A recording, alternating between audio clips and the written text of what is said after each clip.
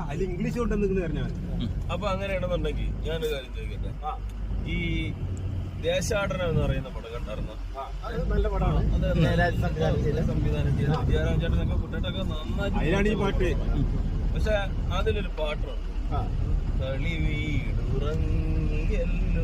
വളരെ നല്ല പാട്ടാണ്. കൈതപ്രാണ് രചനയും സംഗീതവും കൈതപ്രങ്ങിയല്ലോ. ഇതുപോലെ ഫീലുള്ള പാട്ടുകൾ മലയാളത്തിൽ ഒന്നുകൂടെ. പക്ഷെ ഒരു കുഴപ്പമുണ്ട്. എന്ത് പ്രശ്നം എന്താ? ഈ മലയാളത്തില് കൈതപ്രം ദാമോദരൻ നമ്പൂരിനെ പോലുള്ള ഒരാളെ എഴുതുമ്പോ അതിലെന്തിനാണ് ആംഗലേയം ഇംഗ്ലീഷ് കൂട്ടിച്ചേർക്കേണ്ട ആവശ്യം എന്താ? ഞാൻ ഈ പറഞ്ഞില്ല ഇവിടെ ആംഗലം ഇരിക്കുന്നു, അല്ലെ ശ്രദ്ധിച്ച് കേൾക്കാത്തോണ്ടാ. അല്ല, കളി വീടിറങ്ങിയല്ലോ അതോട് പഠിക്കാൻ വരും. യെല്ലോ യെല്ലോ എന്ന് പറഞ്ഞാൽ എന്താണ്? യെല്ലോ എന്ന് പറഞ്ഞാൽ ഇംഗ്ലീഷിൽ അതിന്റെ വല്ല ആവശ്യമുണ്ട്? ഈ യെല്ലോ ചേർക്കുന്ന എന്തിനാ? അല്ല അത് പിന്നല്ലാതെ എങ്ങനെ മലയാളത്തില് കളി വീടുറങ്ങി മഞ്ഞ